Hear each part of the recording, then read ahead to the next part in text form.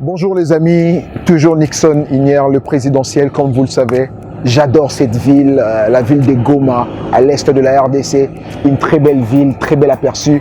Ça nous fait toujours un plaisir d'être là, un plaisir de vous rencontrer encore aujourd'hui.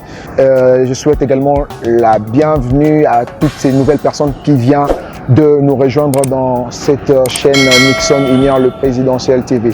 Alors les amis, comme vous le savez, on ne peut toujours pas perdre les bonnes habitudes. Aujourd'hui également, je veux partager quelque chose avec nous et je pense que ça va devoir nous aider. Qu'est-ce que je vais dire aujourd'hui? Je pense que la plupart des gens qui nous suivent, même si on n'est pas chrétien, mais on lit quand même la Bible, ne serait que comme un livre pour certaines personnes.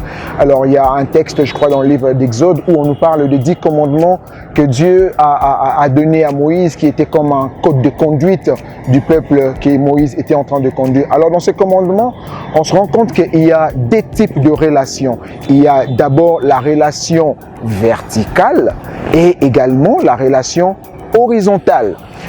Pourquoi je parle de ces deux types de relations? La relation horizontale, on se rend compte que c'est la relation que nous devons avoir avec nos semblables, avec les personnes qui vivent avec nous sur terre. Et la relation verticale, c'est la relation que l'homme doit normalement et nécessairement avoir avec son Dieu.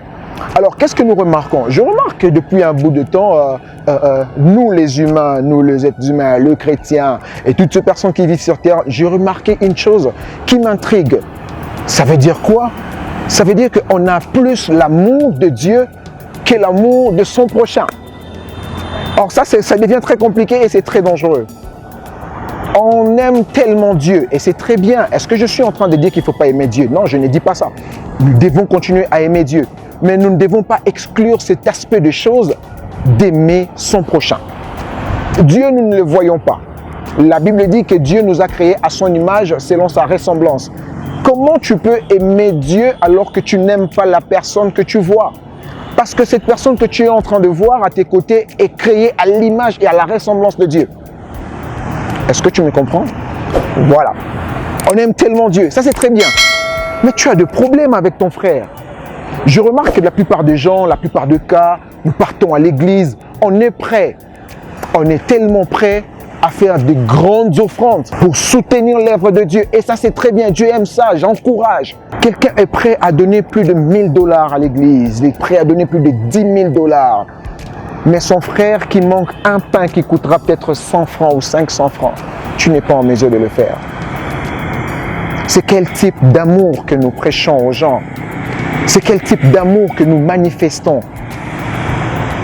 Si tu n'as jamais connu Dieu, la Bible dit que Dieu est amour.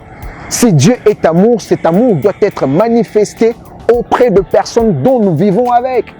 Les personnes avec qui nous vivons avec, ils doivent être les premières personnes à bénéficier de cet amour que nous devons montrer à Dieu. Mes chers amis, nous devons revoir un peu notre façon de faire.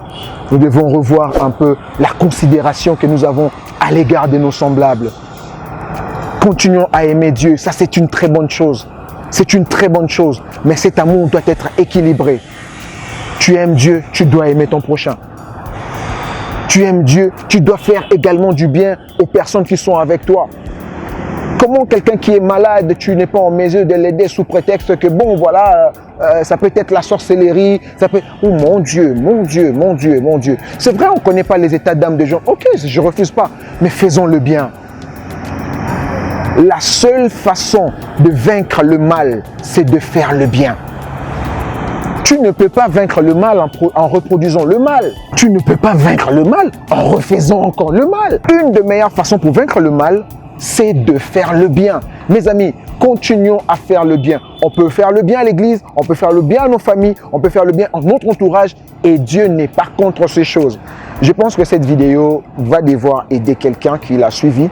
N'oublie pas de partager et surtout de t'abonner si tu n'es pas encore abonné. N'oublie pas de liker également. Et n'oublie pas de continuer à nous suivre en cliquant sur la cloche de notification pour ne manquer aucune de nos prochaines vidéos. Quant à moi, je vous dis à très bientôt. Merci.